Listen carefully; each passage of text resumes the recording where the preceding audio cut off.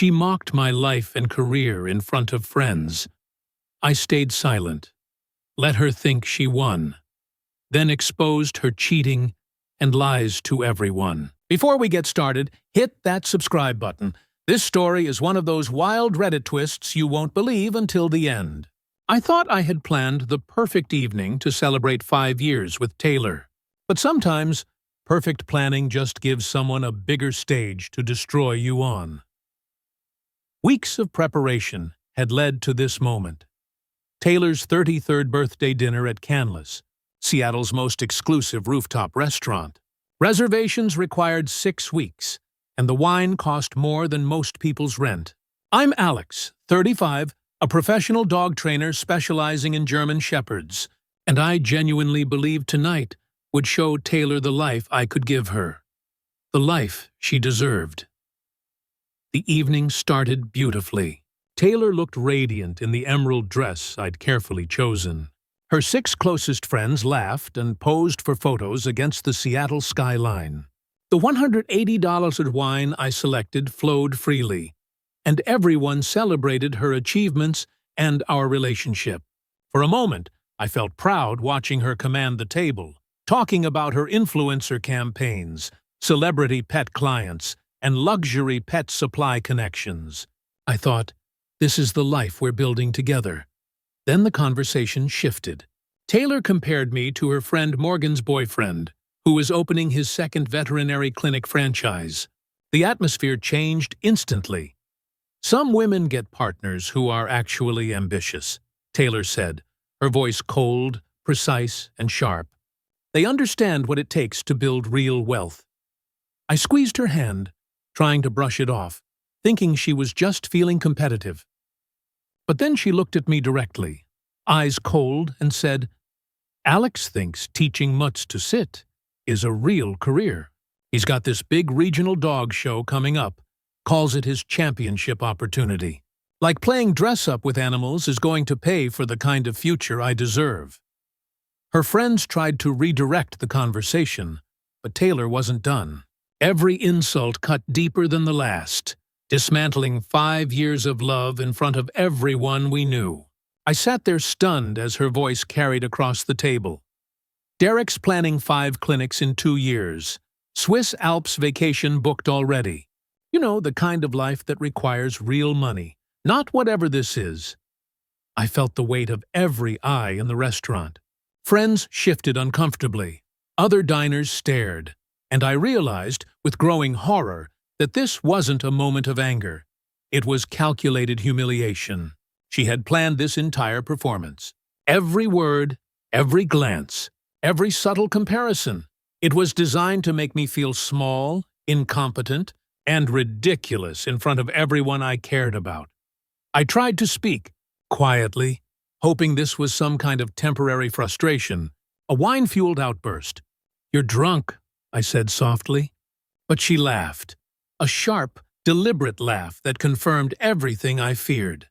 I'm finally being honest, she said. Everyone else's boyfriends are doctors, lawyers, business owners, actual professionals making real money. What are you?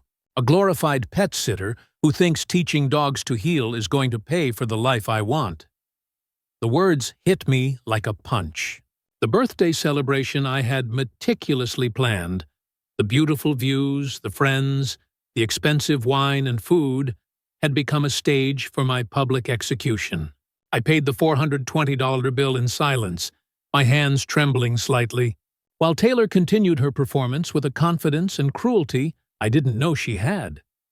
Finally, I stood up and left the restaurant. Her friends whispered among themselves, unsure whether to follow or intervene. Taylor didn't come after me. She didn't need to. She had already made her point. I drove straight to my business partner Jordan's apartment, my mind racing, heart pounding, trying to make sense of what had just happened. The texts and missed calls started pouring in almost immediately. Taylor attempting to explain, apologize, manipulate, everything in one desperate stream. But I ignored them. Tonight was over, and in a strange way, a part of me felt clarity. I had just discovered the person I thought I knew wasn't who I imagined, and now I had to figure out what to do next. About Taylor, about Duke, and about the life I had worked so hard to build. After that night, I spent the next morning trying to ground myself. Sitting in Jordan's living room, Duke curled up beside me. I kept replaying the birthday dinner over and over. Every insult, every cold glance. It didn't make sense. Taylor had always seemed ambitious, sharp, and full of love for me. Or at least, I thought she had. We'd been together for 5 years, living in my inherited lakefront cabin for the past 3. Duke had been my pride and joy, my partner in training, my family.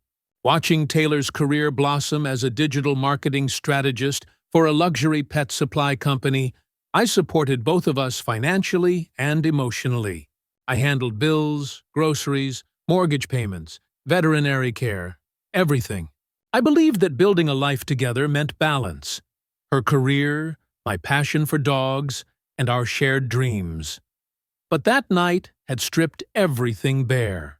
Her words weren't just cruel, they were calculated, personal, and revealing.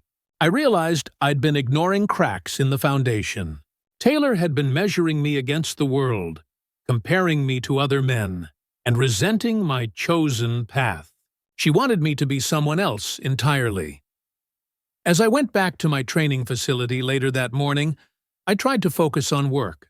There were clients waiting, reactive dogs needing structured sessions, therapy dogs requiring careful behavioral adjustments. I channeled my frustration into coaching, knowing this was what I did best. But the memory of Taylor's laughter and her scathing comments lingered like a shadow, refusing to leave. Then came the pounding on the windows. I was in the middle of a session with a rescued German Shepherd when I saw her. Taylor, mascara streaked, desperate, yelling through the glass. "Alex, please. We need to talk." I finished the session professionally, taking every ounce of calm I had. I approached the window, keeping my distance. Her posture screamed a mix of fear, anger, and calculated manipulation. "I was drunk, I'm sorry. I didn't mean any of it," she pleaded. I held up my phone, showing the 89 missed calls and the cascade of texts. "You made your feelings perfectly clear," I said, my voice calm but firm. "And just so we're clear, you were never on the property deed." Her face went white.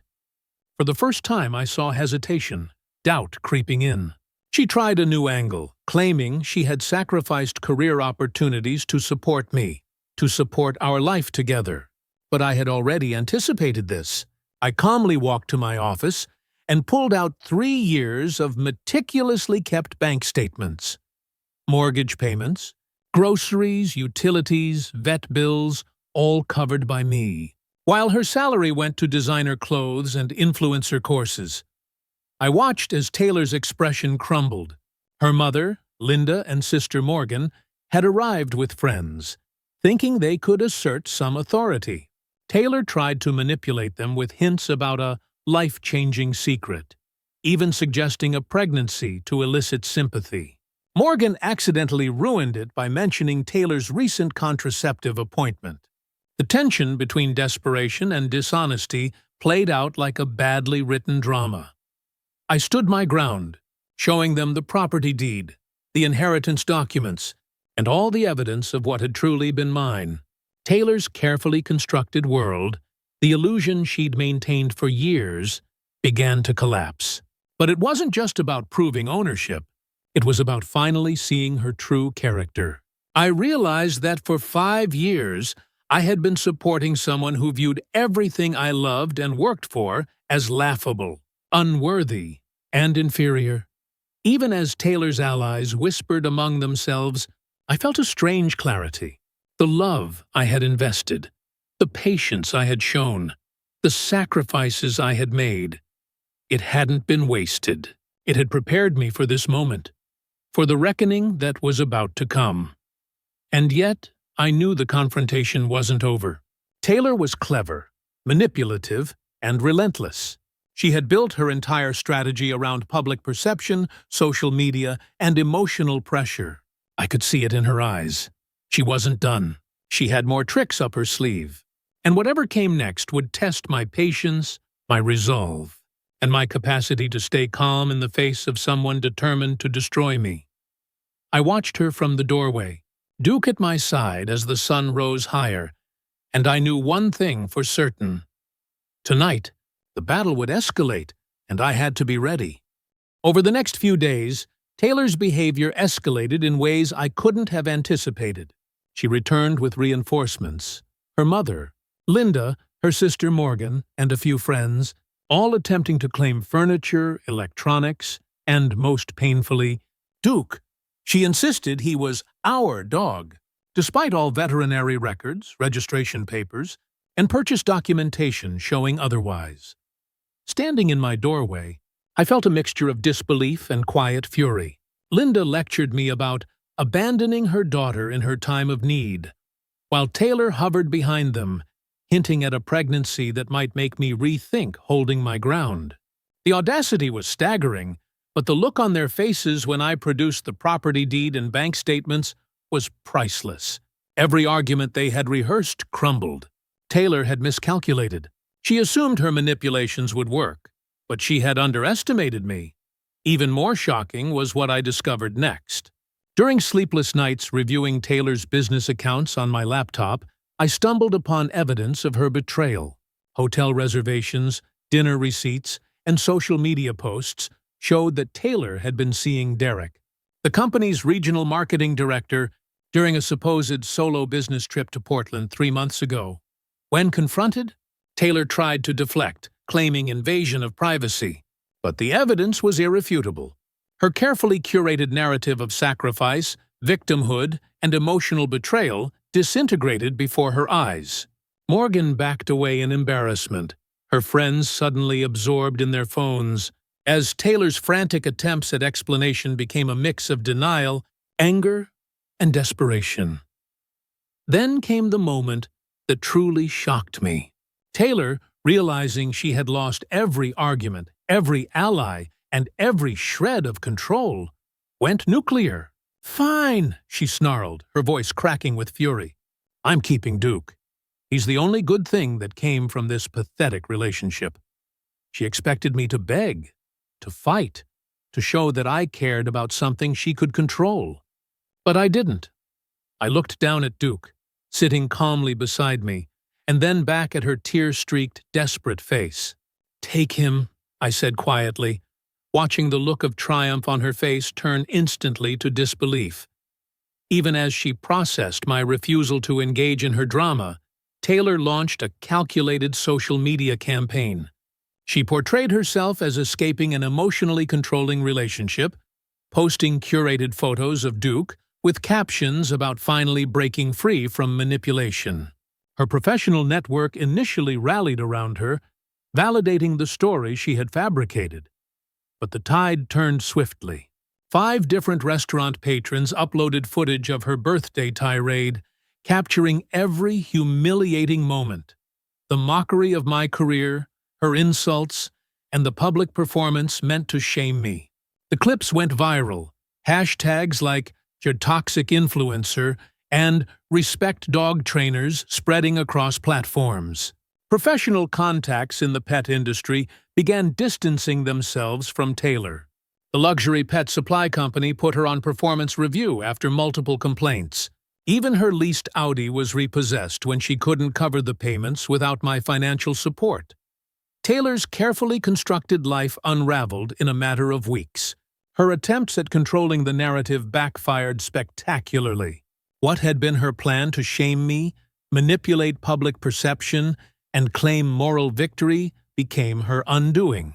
Meanwhile, I focused on my work, channeling the energy from her attacks into expanding my dog training business.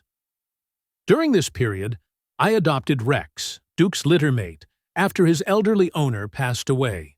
He had the same championship bloodlines but came with no emotional baggage.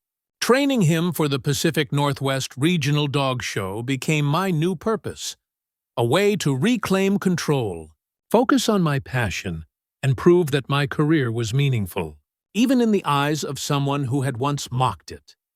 Taylor's betrayal had been devastating, but it became the catalyst for a personal and professional transformation I hadn't anticipated.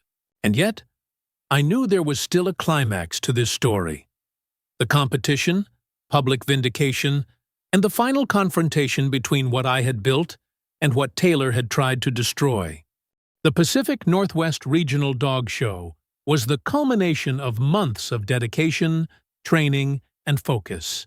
Rex, Duke's littermate, had exceeded every expectation. His temperament, intelligence, and athleticism made him a natural star. But the true victory wasn't just about ribbons. It was about proving, to myself and the world, that Taylor's cruel public mockery had no power over my life or my career. On the day of the competition, the arena buzzed with tension. Breeders, trainers, and enthusiasts from across the country filled the stands, cameras flashing, judges scrutinizing every move. I could feel my heart pounding as I prepared Rex for the first routine. But rather than nerves, I felt clarity. Every insult, every attempt to belittle me, every humiliating moment at Canlis had been fuel, and I poured it all into training Rex. The opening routine was flawless. Rex executed complex commands with precision, weaving through obstacles and performing advanced behaviors that drew audible gasps from the audience. Judges nodded in approval, impressed by the seamless synchronization between dog and trainer. Each moment felt like a quiet triumph over the chaos Taylor had tried to create in my life. Then came the Best in Show round. Rex moved with poise, demonstrating not just skill but confidence and intelligence. The judges whispered among themselves, taking notes, while the audience leaned forward in anticipation. In that moment, I realized the full contrast between Taylor's world and mine. She had spent months manipulating perception, controlling narratives, and attempting to shame me publicly. And here I was, calm, focused, and succeeding through dedication and hard work. No drama, no manipulation, just genuine skill and passion. When the final announcement came, Rex had won Best in Show, I felt a wave of relief and vindication wash over me. The victory wasn't just a ribbon. It was proof that my career, my choices, and my passion had value. The applause from the crowd, the smiles from fellow trainers, and the recognition from sponsors validated everything I had built. Offers for sponsorships, consulting, and partnerships flowed immediately. $1,100 from a premium dog food company, $8,000 from a training equipment manufacturer, and multiple opportunities to collaborate with veterinary behavioral clinics. My annual income would triple, all because I had stayed true to myself, despite Taylor's attempts to convince me otherwise. Meanwhile, Taylor's attempts at digital manipulation unraveled completely. Her carefully crafted Instagram narrative collapsed when the birthday dinner footage went viral. Comments flooded in, exposing her behavior, criticizing her dishonesty, and questioning her claims of emotional abuse. Even Morgan, her sister, publicly distanced herself, embarrassed by Taylor's manipulative actions. The luxury pet supply company placed her on immediate performance review, and her leased Audi was repossessed due to her inability to maintain payments without my support. 3 months after the breakup, Taylor sent messages begging to see Duke, pleading for another chance and promising accountability. I read each one, the echoes of our 5 years together, mixing with the calm reality of my new life. I responded once, clearly and firmly. Pets Smart on Aurora Avenue is hiring seasonal help. Your social media experience should help there. Duke is thriving with Rex. Don't contact me again. And then I blocked her permanently. The final proof of my resilience came a few months later. I drove past the pet supply store where Taylor now worked. She was loading discount dog food into a damaged Honda Civic, struggling to maintain the life she had once flaunted. Rex sat beside me, proudly wearing his championship ribbon, while I drove off to my next consultation, content and validated. The contrast between her unraveling world and my growing, thriving career was undeniable. In that moment, I realized something profound.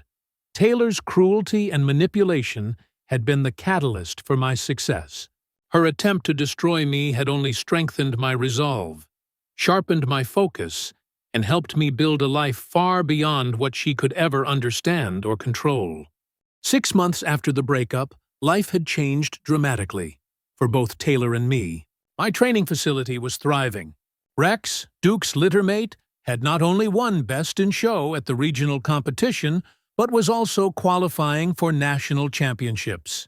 The sponsorships, consulting opportunities, and recognition I had gained solidified my career in ways I never thought possible.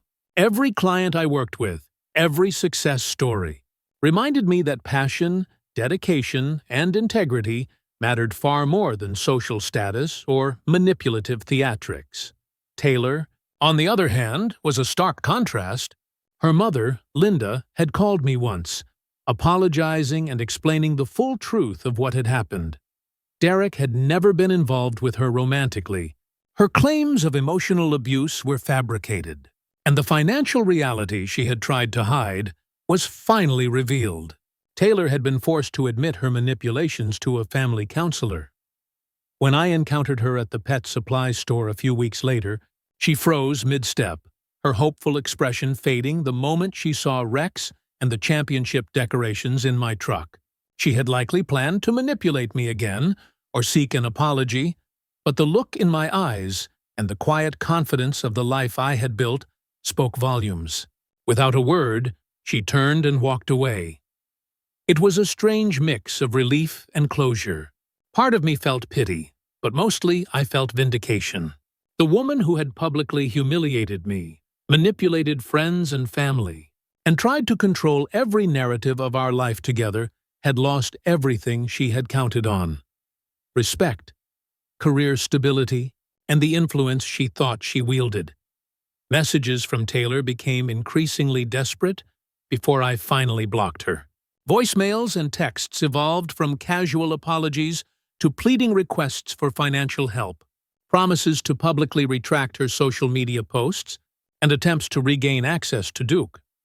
I read each one with a detached clarity, realizing that the person begging for a second chance was the same person who had once called my work and my passion pathetic in front of everyone we knew. I typed my final response carefully. PetSmart on Aurora Avenue is hiring seasonal help. Your social media experience should help there. Duke is thriving with Rex, and they're both better off without the drama. Don't contact me again. And just like that, the last connection to the chaos she had created was severed. Meanwhile, the dog training world began to recognize my contributions. Articles about Rex's championship performances highlighted my innovative, science-based training methods. The sponsorships and consulting opportunities continued to grow, providing financial security and a sense of fulfillment I had never fully appreciated while caught up in the toxic dynamics of my past relationship. Looking back, I realized the power of focus, patience, and resilience. Taylor's cruelty had been painful, humiliating, and deeply personal, but it had also forced me to prove my worth, refine my craft, and build a life defined by achievement, not by someone else's approval. What she tried to destroy became the very thing that propelled me forward. Even the small personal victories were meaningful. Rex thrived alongside Duke, their personalities complementing each other perfectly. Together, they embodied the life I had chosen, one built on care, skill, and dedication. Seeing them run agility courses, demonstrating intelligence and obedience, was a reminder that passion and effort, not status or manipulation, define success. As for Taylor, the final chapter unfolded quietly. Her lifestyle blog floundered, her income and opportunities dwindled, and her reliance on her family's support highlighted the unsustainability of the persona she had created. Her attempts to regain connection with me failed completely, leaving her to face the consequences of her choices. I drove past the pet supply store one last time, Rex proudly seated beside me, championship ribbon gleaming in the sunlight. Taylor's figure moved awkwardly among the shelves. No acknowledgement, no confrontation, just the silent proof of her unraveling. I smiled, not out of malice, but because I had found my worth, my purpose, and my peace. It was a lesson I would never forget. The people who try to diminish you often reveal your greatest strengths. What Taylor had intended as my downfall became the catalyst for my personal and professional triumph. And for that, I felt nothing but gratitude. For the dogs, for my dedication, and for the life I had built, unshaken by manipulation or cruelty. Top Reddit comments say things like, "She humiliated herself trying to manipulate him. What a twist! He turned her drama into total success. Respect." Rex, winning Best in Show was pure poetic justice. Toxic. People always show their true colors eventually. From public humiliation to professional triumph, epic story. Thanks for watching. If you enjoyed this story, feel free to like and share. More crazy Reddit tales are coming your way.